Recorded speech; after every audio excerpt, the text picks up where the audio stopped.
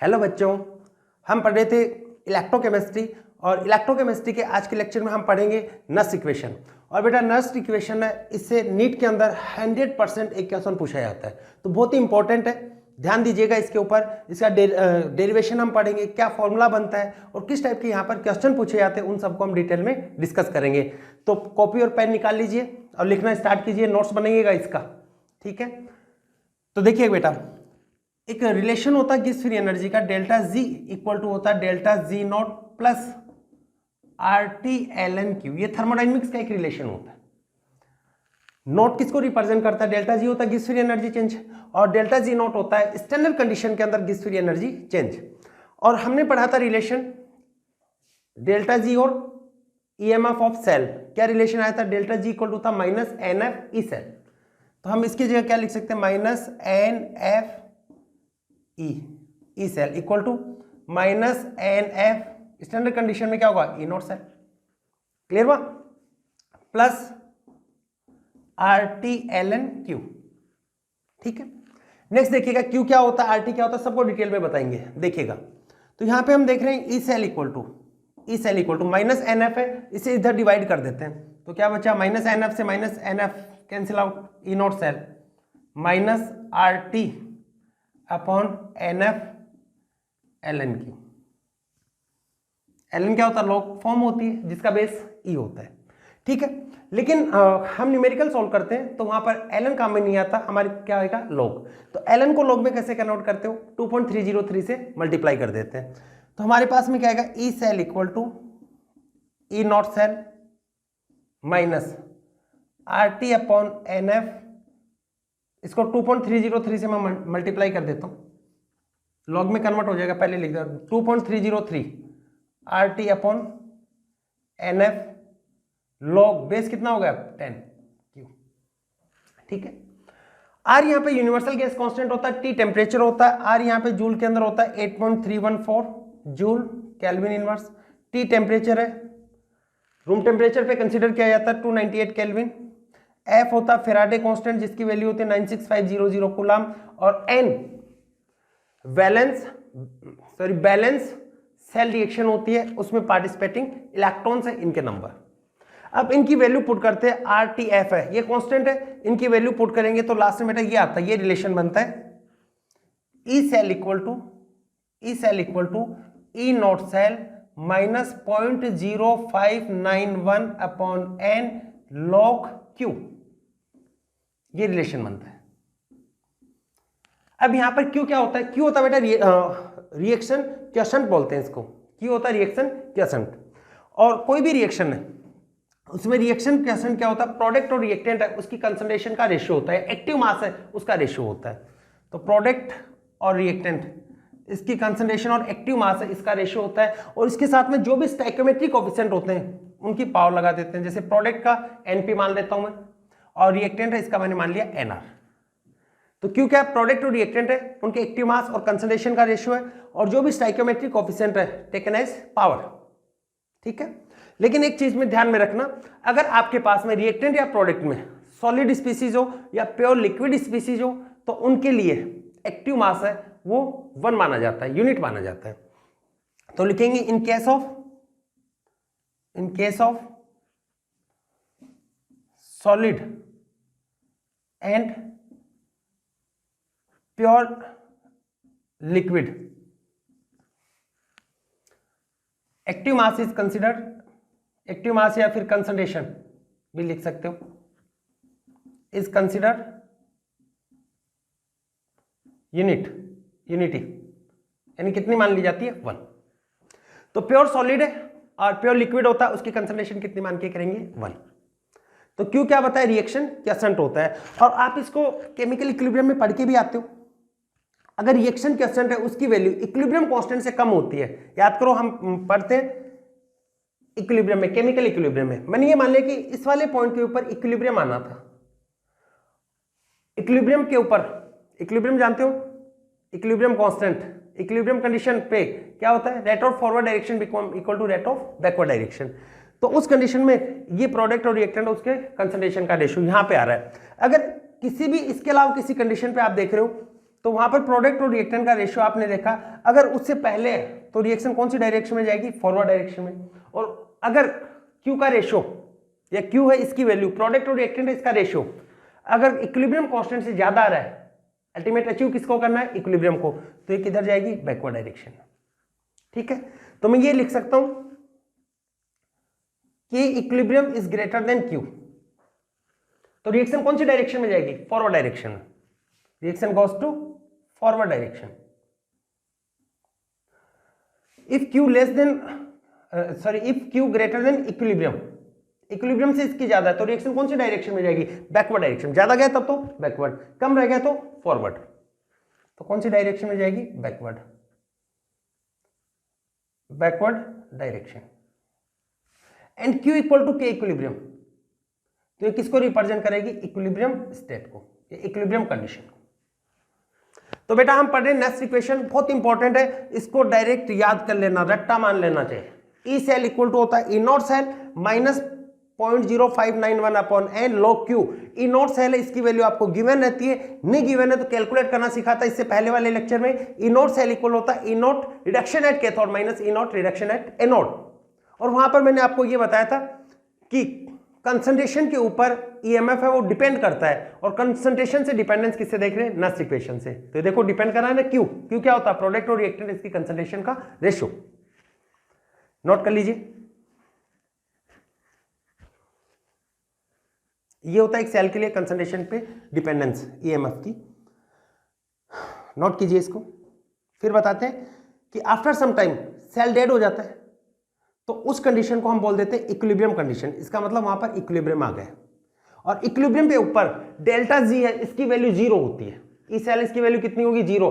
Delta G note इसकी value zero नहीं होती, ई नोट सेल इसकी वैल्यू जीरो नहीं होती है, तो स्टैंडर्ड कंडीशन की वैल्यू है। फिर से बोल रहा हूं, कुछ टाइम के बाद में सेल डेड हो जाएगा, वहां पर डेल्टा जी की वैल्यू जीरो हो जाएगी, ई सेल इसकी वैल्यू जीरो हो जाएगी, बट ई नोट सेल और डेल्टा जी नोट इसकी वैल्यू जीरो नहीं होती। देखो उसकी कितनी आती है, पढ़ेंगे। मिटा दे, लिख लिया होगा आप लोगों ने।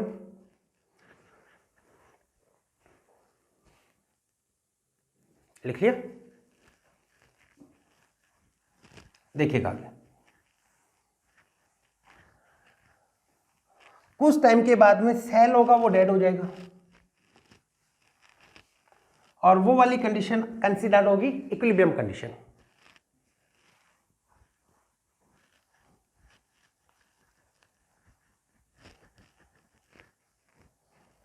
लिखिएगा, after some time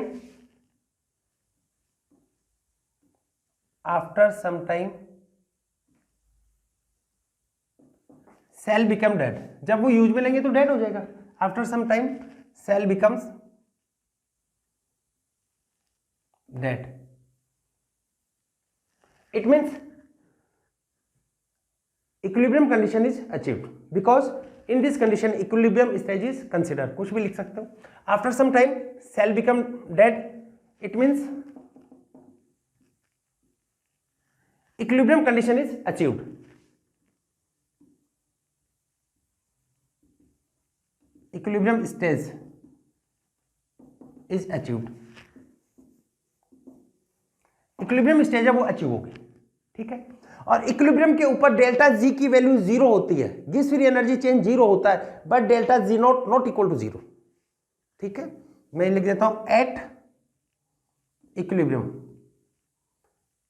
delta G कितना होता है, जीरो। अगर कहीं पर डेल्टा जी की वैल्यू, ये तो जानते हो, नेगेटिव आ रही है तो प्रोसेस क्या होगी, spontaneous in forward direction, delta G equal to positive, non spontaneous in forward direction. फिर बोलो delta G become zero, but delta G not equal to zero.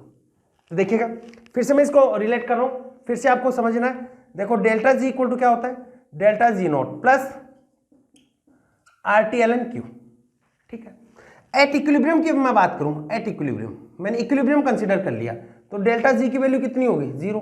और अब क्यों नहीं लिखेंगे, इक्विलिब्रियम कंडीशन है, इसका मतलब रिएक्शन कांस्टेंट है वो किसके बराबर होगा, इक्विलिब्रियम कांस्टेंट। ठीक है, तो वैल्यू रखेंगे तो क्या आएगी, ये तो zero, delta G not plus R T L N के इक्विलिब्रियम। और रिलेशन बना देते हैं, थर्मोडायनेमिक्स के भी कुछ रिलेशन है वो रिपीट हो रहे हैं।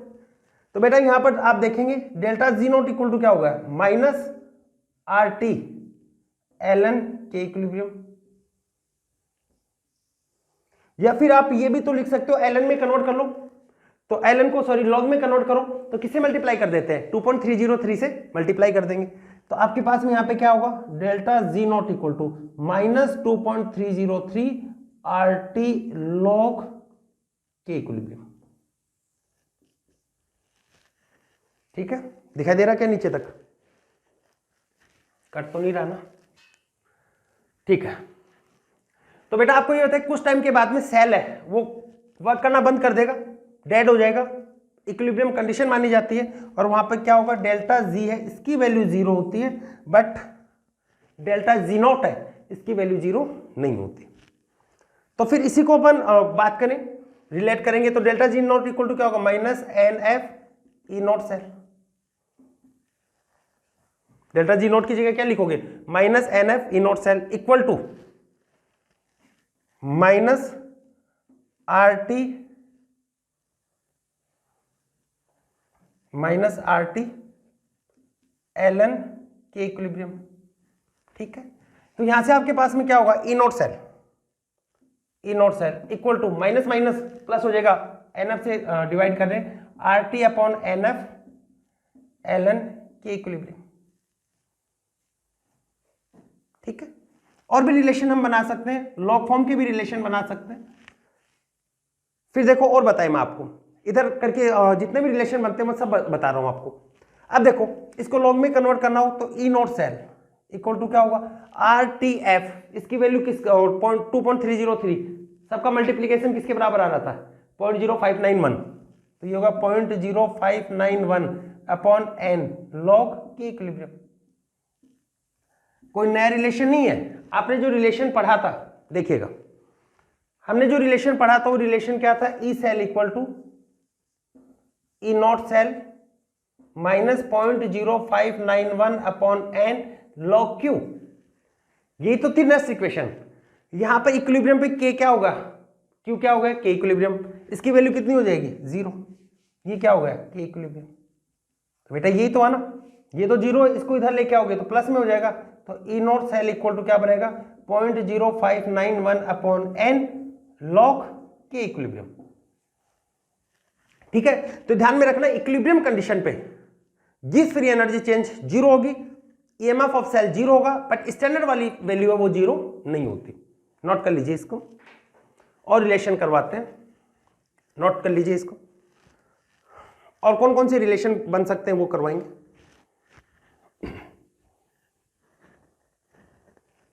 लिख लिया, चलो इसको मिटा रहा हूं मैं, इस वाले पार्ट को।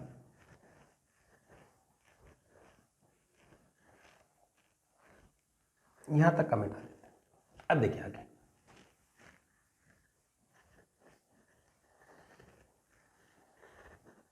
देखो यहां से मैं रिलेशन बनाऊं, delta G not equal to minus R T L N के इक्विलिब्रियम, इससे रिलेशन बना के लिख रहा हूं मैं, delta G not equal to minus R T L N के इक्विलिब्रियम, ये लिख रहा हूं। यहां से मैं ये लिख सकता हूं ना, एल एन के equilibrium equal to minus R T से डिवाइड कर दो, क्या होगा, delta G not upon minus delta G not upon R T. इस टाइप के रिलेशन पूछे जाते हैं। एल एन को हटाओगे, इसका बेस क्या होता है, ई। जब भी लॉग फॉर्म को हटा देते हैं तो सामने वाली जो भी टर्म होती है उसकी जो भी बेस है उसके पावर में आ जाती है। तो देखो के इक्विलिब्रियम, तो सामने वाली टर्म इस लॉग का जो बेस है उसके पावर में आएगी, तो क्या होगा, E to the power minus delta G not upon R T, ये हो। ठीक है, ऐसे आप लॉग ये वाली फॉर्म को भी लिख सकते हो, इस वाली फॉर्म को लिखोगे तो 10 की पावर में आ जाएगी। ठीक है, ये रिलेशन बना सकते हैं। और देखिए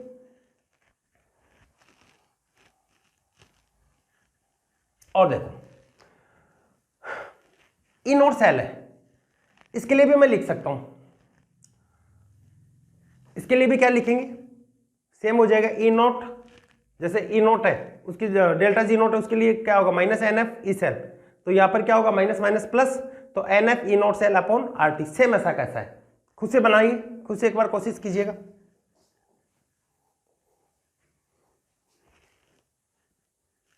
ठीक है, अब देखो E नॉट सेल है, इसकी वैल्यू 0 हो सकती है।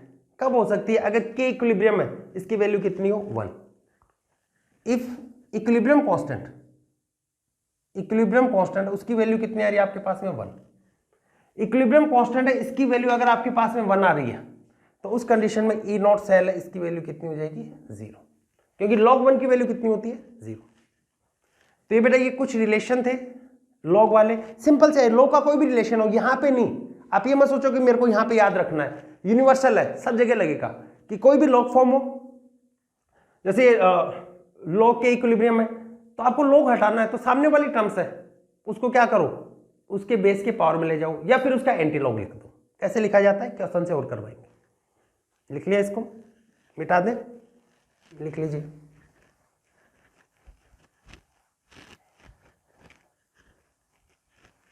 चलो एक और चीज बता देता हूं मैं, डेल्टा जी नोट के लिए हमने क्या लिखा था,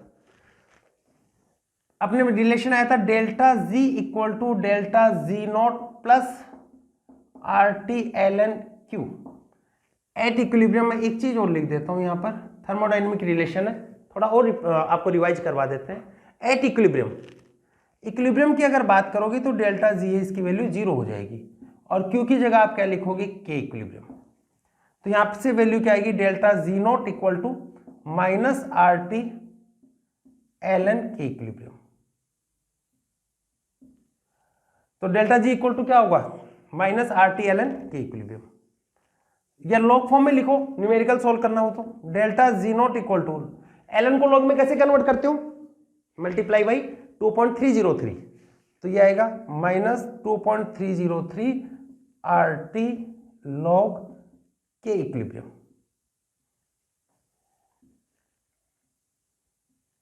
ठीक है, अब देखो if equilibrium constant equal to 1 तो डेल्टा जी नॉट कितना हो जाएगा? 0। If K equilibrium greater than 1, एक से ज्यादा है, तो उस कंडीशन में स्टैंडर्ड कंडीशन की फ्री एनर्जी क्या होगी?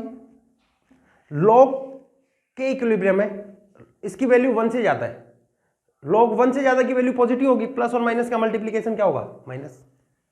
ऐसे ही if equilibrium constant is less than 1 की वैल्यू log में नेगेटिव में होती है, तो माइनस माइनस क्या होगा? प्लस, तो डेल्टा जी नोट क्या होगा? पॉजिटिव। ये वाली रिलेशन भी लिख लीजिए। ठीक है, फिर हाफ सेल रिएक्शन है, उनके लिए अपन नेक्स्ट इक्वेशन लगाते हैं, या उसके लिए ईएमएफ कैलकुलेट करते हैं। हाफ सेल रिएक्शन होता है ना, एक ऑक्सीडेशन, हाफ सेल एक तो ऑक्सीडेशन वाला होता है, दूसरा रिडक्शन वाला होता है। नोट कर लीजिए इसको, नोट कर लिया, मिटा दे। चलिए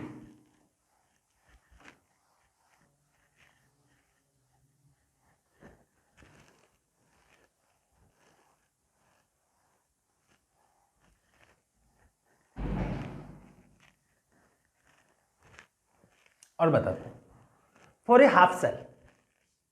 अब देखो लगाना सिखाते हैं आपको, फॉर ए हाफ सेल, एक हाफ सेल के लिए बात कर रहा हूं, ये मान लेते हैं उसका ऑक्सीडेशन है, half cell half reaction at anode मान लेते हैं। एनोड पे क्या होता है? ऑक्सीडेशन।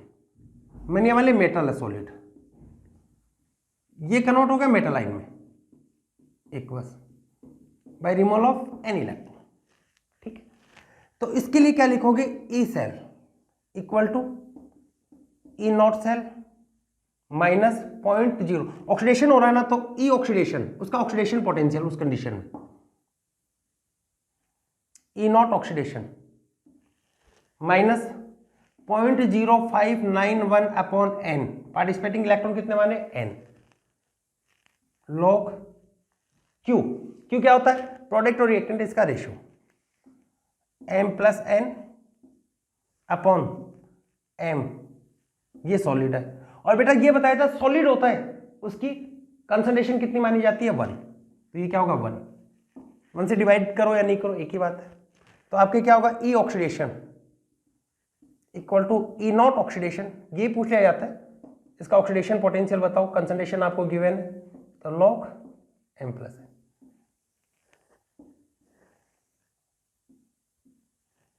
ठीक है, ये ऑक्सीडेशन है, एनोड वाली है। ऐसे ही फॉर ए हाफ सेल, ये तो ऑक्सीडेशन की होगी, एनोड वाली होगी। दूसरा रिडक्शन वाला जो हाफ सेल है उसकी बात कर रहे हैं। जैसे आपके पास में m प्लस एन आयन था, एक्वस कंडीशन, इसने n इलेक्ट्रॉन को एक्सेप्ट किया तो किस में कन्वर्ट हो गया, मेटल में। ये क्या होता है, सॉलिड। ठीक है, रिडक्शन हो रहा है तो इसका कौन सा पोटेंशियल आएगा, रिडक्शन पोटेंशियल। तो यहां पे हम लिखेंगे E reduction equal to E naught reduction minus 0.0591 upon N, log product upon reactant. Log product solid है, सॉलिड और प्योर लिक्विड के लिए कंसंट्रेशन और एक्टिव मास कंसिडर यूनिटी 1 माना जाता है, 1। तो ये हो गया इसका रिडक्शन पोटेंशियल। बेटा मैं ऐसा भी तो कर सकता हूं, इस साइन को प्लस कर दूं, कब हो गया साइन प्लस, लॉग की जो वैल्यू आप उसको पलट दो तो उसके पहले वाला साइन होता है वो चेंज हो जाता है, देखिएगा। तो मैं इसको ये लिख सकता हूं, E reduction equal to E naught reduction plus 0.0591 upon N log concentration of metal ion. ये हो गया। ठीक है, तो ये हाफ सेल है, उसके लिए ऑक्सीडेशन पोटेंशियल और रिडक्शन पोटेंशियल भी कैलकुलेट कर सकते हो। ठीक है, नोट कर लीजिए इसको। उसके बाद में एक दो क्वेश्चन और करवा देता हूं मैं इसका, इस पे कैसे क्वेश्चन बनते हैं उसको करवाता हूं, नोट कर लीजिए इसको।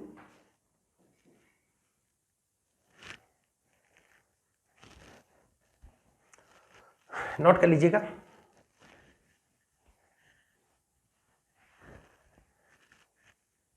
आगे देखिए,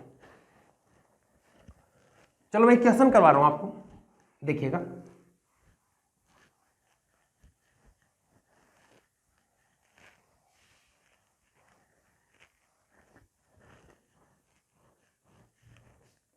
लिखेंगे कैलकुलेट द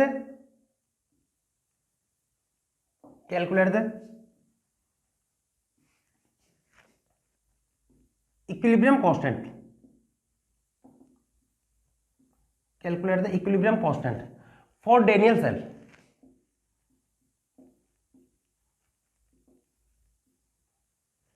ये होता बेटा डैनियल सेल पर, इसको लिख रहा हूं ऐसे Zn plus 2 copper plus 2 copper, और इसके लिए आपको इधर का E not cell equal to 1.1 volt. अगर मान लो डायरेक्ट नहीं दे रखा, इसके रिडक्शन पोटेंशियल दे रखे हो तो उससे भी कैलकुलेट कर सकते हो। कैसे, E naught reduction at cathode minus E naught reduction at anode. Calculate कीजिए, कैलकुलेट कीजिए इसको।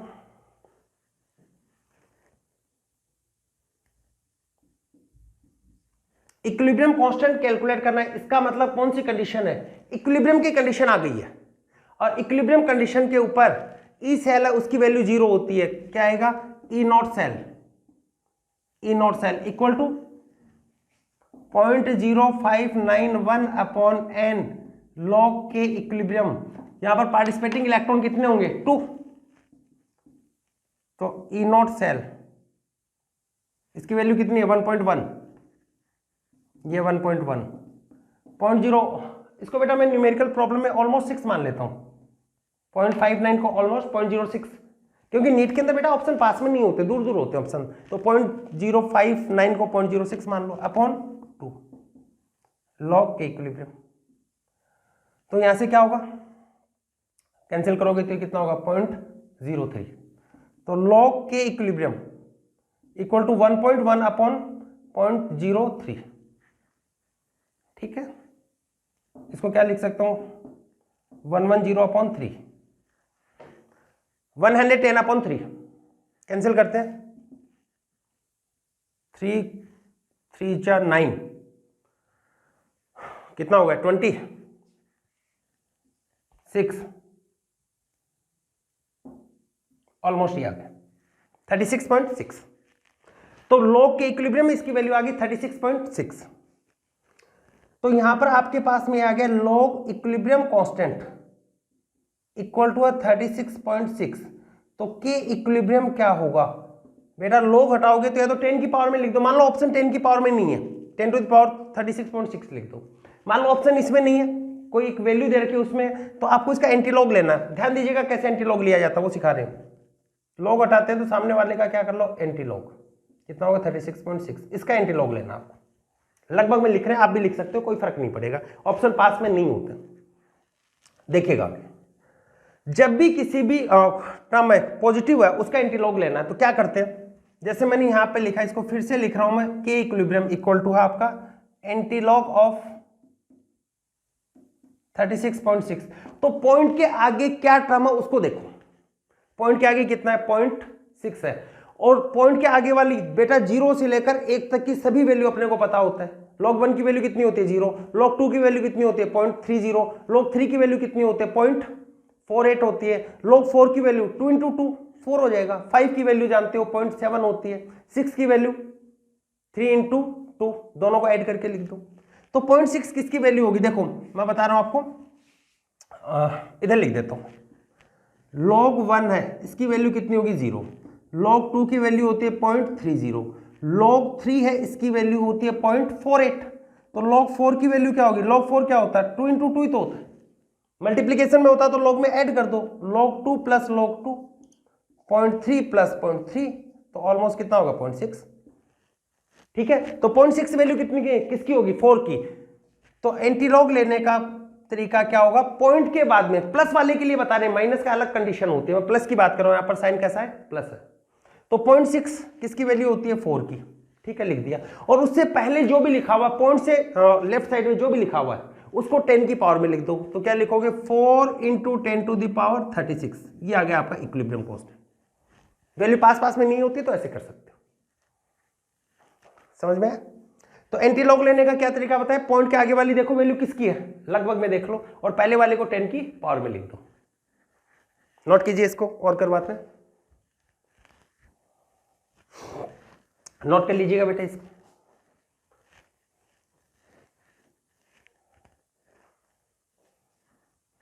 नोट कर लिया, एंटीलॉग का ध्यान रखना आपको। चलो एक और करवाता हूं मैं इससे।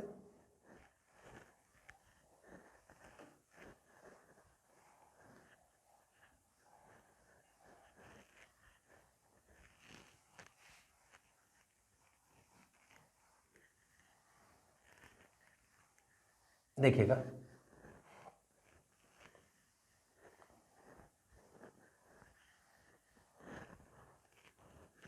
और करवा लें, plot the graph, plot the graph between, plot the graph between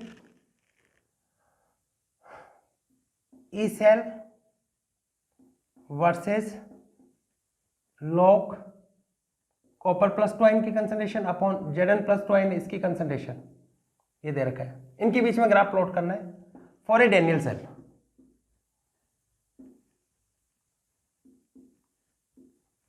for a Daniell cell, एक डेनियल सेल के लिए इनके बीच में ग्राफ आपको प्लॉट करना है, ठीक है। तो जहां पर भी कंसंट्रेशन और ईएमएफ सेल दे रखा है वहां पर एक ही इक्वेशन लगती है, नस्ट इक्वेशन, और इसके ऊपर नीट में क्वेश्चन पूछा जाता है। देखो हम ये जानते हैं ई सेल इक्वल टू होता है E not cell minus 0.0591, solution लिख रहे हैं, अपॉन एन, पार्टिसिपेटिंग इलेक्ट्रॉन कितने होंगे 2, ये ना लॉग। अब देखो डेनियल सेल की इक्वेशन ये होती है, चलो मैं इसको मिटा के पूरी डेनियल सेल की इक्वेशन के साथ में लिखता हूं। देखो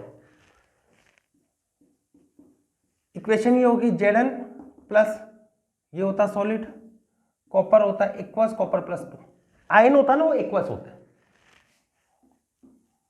Zn प्लस 2 ये एक्वस, और ये रिड्यूस होकर जाएगा कॉपर सॉलिड, ठीक है। अब लगाते हैं E cell equal to E not cell minus 0.0591 upon N, कितना हो गया 2, लॉग प्रोडक्ट, प्रोडक्ट में ये दोनों है, कॉपर सॉलिड है और सॉलिड के रेस्पेक्ट में कितना होता है 1, इसको नहीं लिखना, सॉलिड और प्योर लिक्विड को नहीं लिखना, Zn+2 कंसंट्रेशन अपॉन रिएक्टेंट में जिंक, ये तो सॉलिड हो गया, इसकी कंसंट्रेशन कितनी होगी 1 अपॉन कॉपर+2। ये लिख सकते हो E cell equal to E not cell, almost कितना लिख लो 0.03, 0.6 मान लिया करो इसको, लॉग Zn+2 अपॉन कॉपर+2। अब देखो जो आपको ग्राफ प्लॉट करना है इसके अंदर लॉग जिंक अपॉन कॉपर में या कॉपर अपॉन जिंक पे, क्वेश्चन में देखो किसमें लॉग कॉपर अपॉन जिंक है, इसका मतलब इसको उल्टा कर दो, इसको जैसे ही उल्टा करोगे इसको पलटोगे तो साइन क्या होगा चेंज, माइनस की जगह क्या आ जाएगा प्लस, तो आपके पास क्या होगा ई सेल इक्वल टू होगा E not cell plus 0.03 log copper upon Zn+2। ये होगा, ग्राफ प्लॉट कर देते हैं। अब देखो एक को y एक्सिस पे लेते हैं, एक को x एक्सिस पे ले लेते हैं। अक्ष पे ये आ गया log concentration of copper upon concentration of Zn+2 E cell. अब देखिएगा ये तो y एक्सिस पे, ये हो गया y, और लॉग वाली ये टर्म कहां पर होगी x पे, और इसके साथ में लॉग के साथ में जो भी x वाली टर्म है उसके साथ में जिसका भी मल्टीप्लीकेशन होता है वो उसका स्लोप है, तो ये क्या होगा स्लोप, और रिमेनिंग थिंग इंटरसेप्ट सी। इसका मतलब ग्राफ ओरिजिन पॉइंट से स्टार्ट नहीं होगा, पॉजिटिव इंटरसेप्ट के साथ में होगा। mx का ग्राफ होता है स्ट्रेट लाइन, पॉजिटिव स्लोप है तो किधर जाएगी अपर डायरेक्शन, ये ग्राफ होगा, ये ग्राफ आएगा इसका। और ये कितना हो गया ई नॉट सेल, वैसे ये 1.1 होता है, आपने कैलकुलेट भी किया था। ये होता है इंटरसेप्ट, ये हो गया थीटा, ये एंगल है, तो स्लोप किसके बराबर है 0.03, टेन थीटा कितना हो गया 0.03, या ये भी लिख सकते हैं theta equal to tan inverse 0.03। ये हो गया इसका ग्राफ, ठीक है। चलो एक और क्वेश्चन करवाते हैं, एक और करवाता हूं आपको, एक और करवा देता हूं, फिर नेक्स्ट लेक्चर में इसके और क्वेश्चन करेंगे, और उसके बाद में कंसंट्रेशन एक सेल और होता है उसके बारे में भी डिटेल में डिस्कस करेंगे। चलो एक और करवाता हूं मैं इसमें।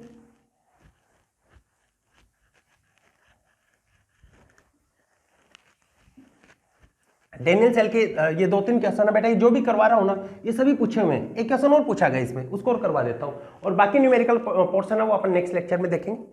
देखिए मैंने ये लिखा EMF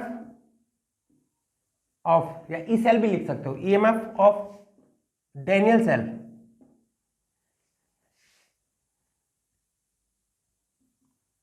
will increase, EMF of Daniell cell will increase। Daniell cell है उसका EMF कब इंक्रीज होगा, ऑप्शन है by increasing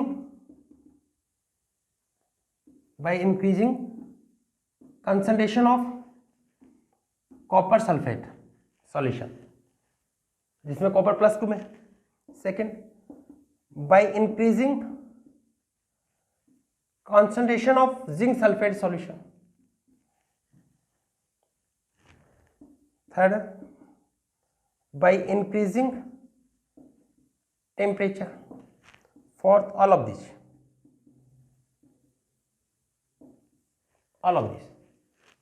बताइए अपने से, ट्राई कीजिएगा कब बढ़ सकती है,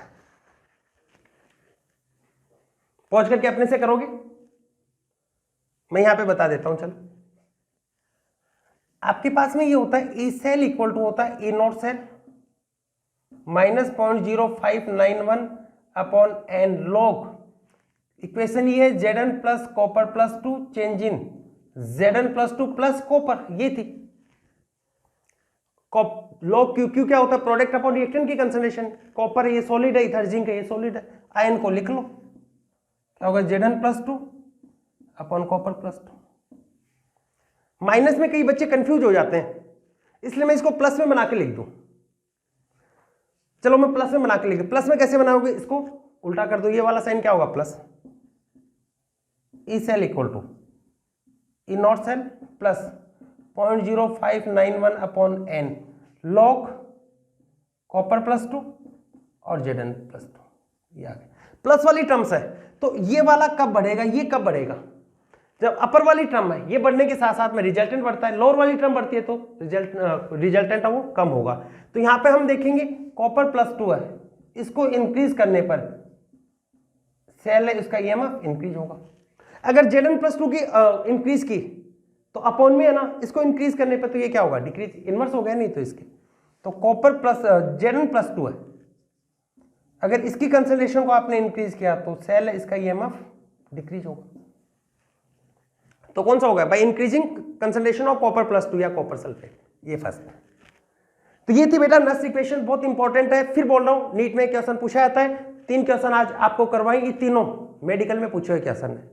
नेक्स्ट लेक्चर में और अच्छे अच्छे क्वेश्चन करते हैं, ठीक है। जो भी बताया एक बार बेटा अच्छे से प्रैक्टिस कर लीजिए, क्योंकि बेटा यहां पर तो क्वेश्चन पूछा ही जाता है, डेल्टा जी का और ई के साथ रिलेशन, या डेल्टा जी नोट है उसका रिलेशन, ये आपके थर्मोडायनेमिक्स में भी पूछे जाते हैं। तो 2 चैप्टर है उनके, थोड़ा थोड़ा पार्ट है वो साथ में, अदर चैप्टर